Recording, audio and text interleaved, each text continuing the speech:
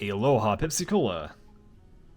Well, I imagine this will probably be the last video as far as the Dashboarding Daily series regarding an update on this game. So, I thought I'd do like one last little video for the series regarding the game. Just a little update on that. What I've been working on, which is the great capital city of Muhuf, I guess, which is just like this, yeah, just kind of the city that's in the center.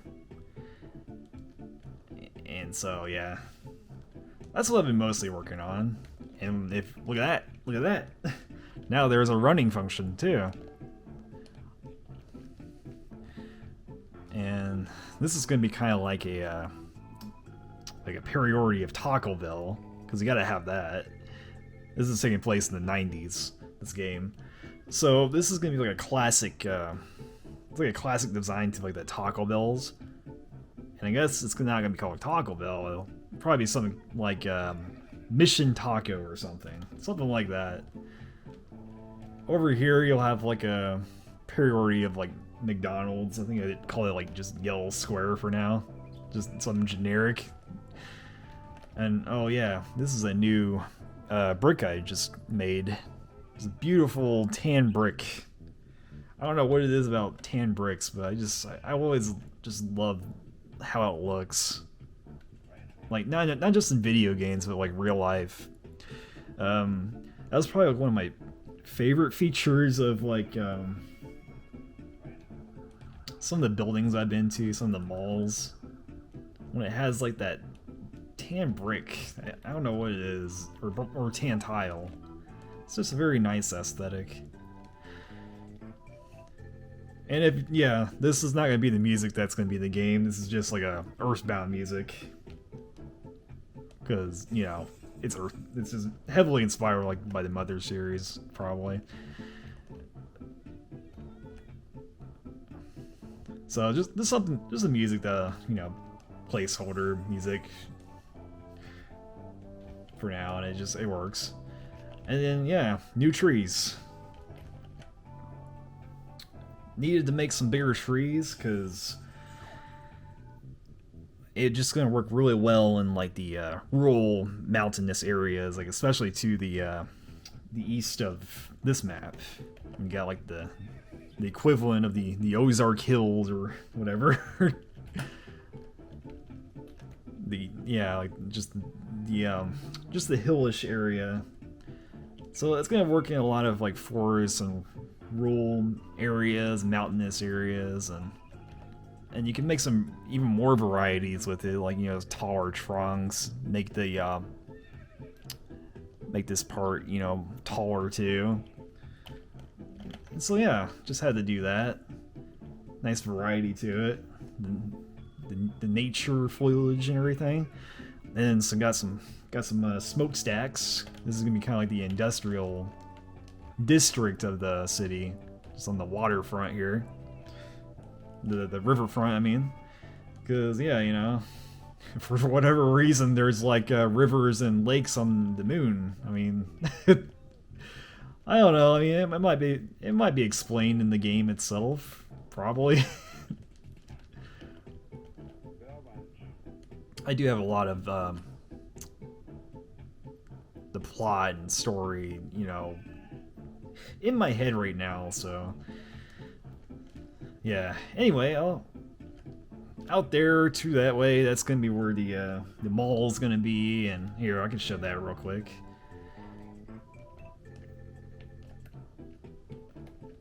This is gonna be like a big truck stop spaceport type thing up here.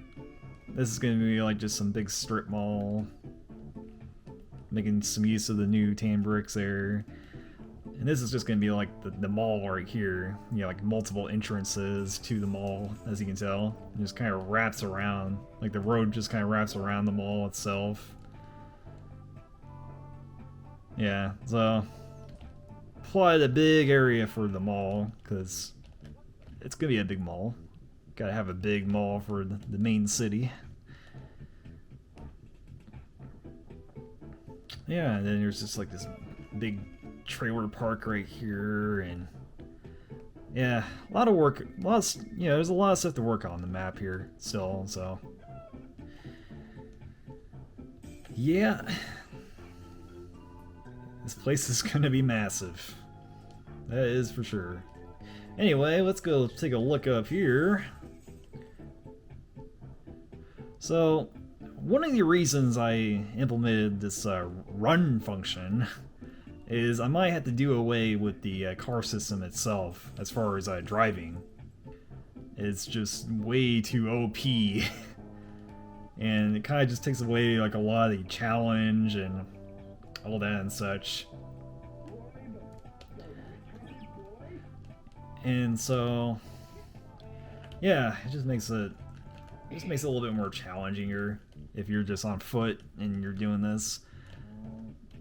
And I do have a sequel in mind, and the sequel is going to involve a lot of driving.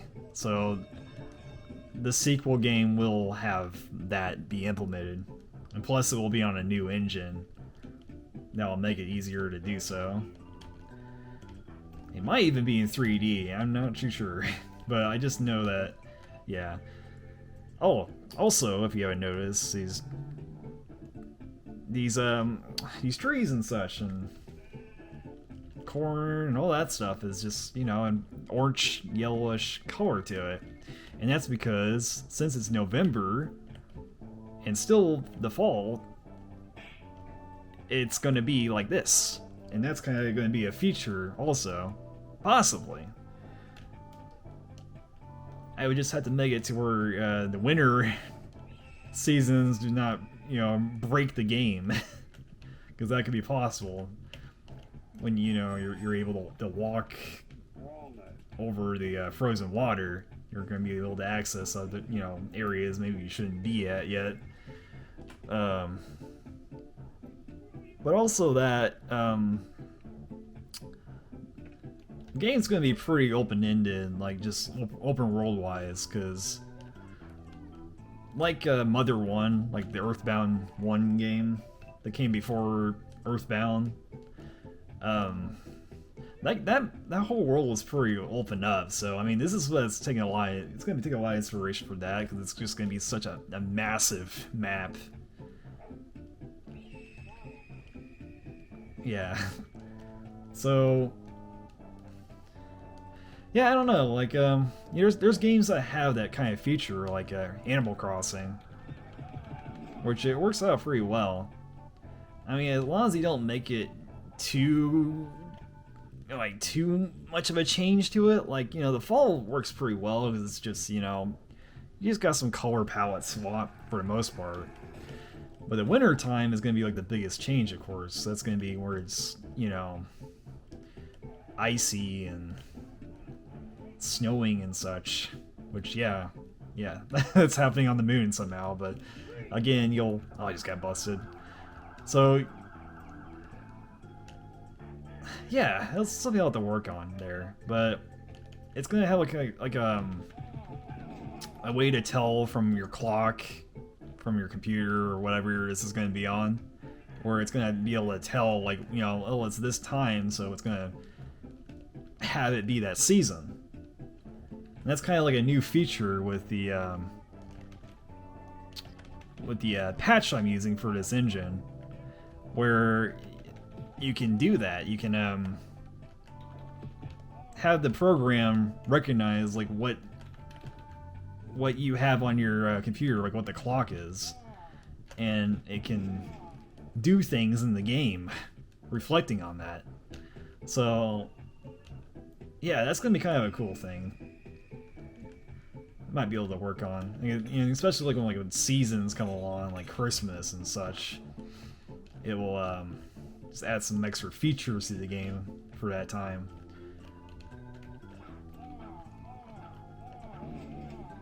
Like you got some crazy stuff going on, like around Halloween. Especially taking place on the moon, like maybe some type of enemy or NPCs or something just go, crazy or something. Now, this is gonna be a thing I'm kind of debating the most on, as far as what direction this game's gonna be. If I'm gonna keep the bottle throwing function like this, or if I'm going to go the turn-based route, like Earthbound, or just, you know, most JRPGs. And that's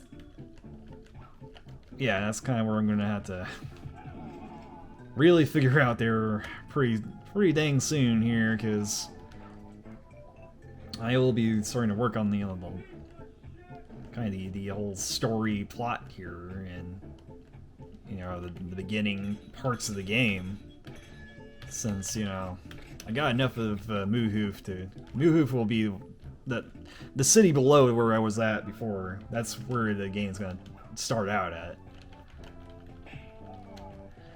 So, I mean, I got enough of that map itself to really start thinking about that. So, yeah, I don't know. I mean, I wish there was a way to do both, but I don't think that would work. Having like a, you know, just a RPG turn-based, you know, battle system, but also having this, like, I don't know.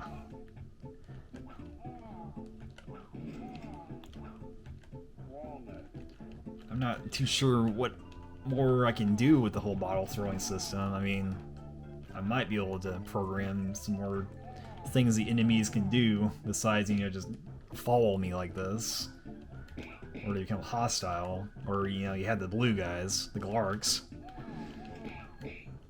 which are just like, you know, the alien bad guys here.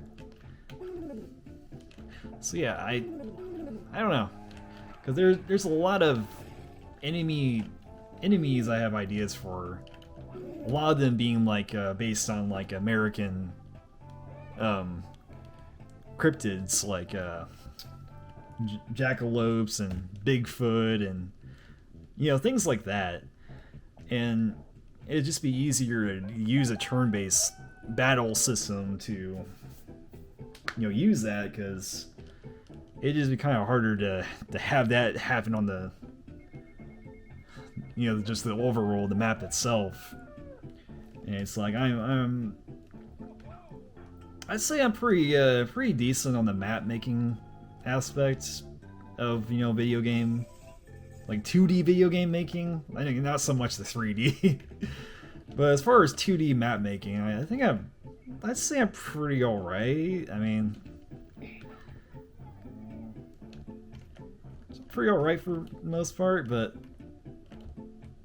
yeah, I don't. As far as like a lot of coding or do anything beyond that, I'm pretty novice still, I'd say. I mean, I did get like a lot of this set up here, but I just don't know like how much I could really do more beyond that. But as far as a turn-based battle system, I could definitely do that. I mean, for sure. So it's like the most debatable thing at the moment, if I want to do just kind of like an action-based thing like that, you know. Maybe have some more melee type action here besides the bottle throwing. Or yeah, if I just want to do the turn-based thing. Maybe the bottle thing could be like a way of stunning the enemies if they're approaching you or something, and that way you can, you know, initiate the battle with, you know, you're doing the first turn or something like that. I've seen that in a lot of like 2D RPG type things like that, like Paper Mario or something like that. So yeah, that's one idea to do.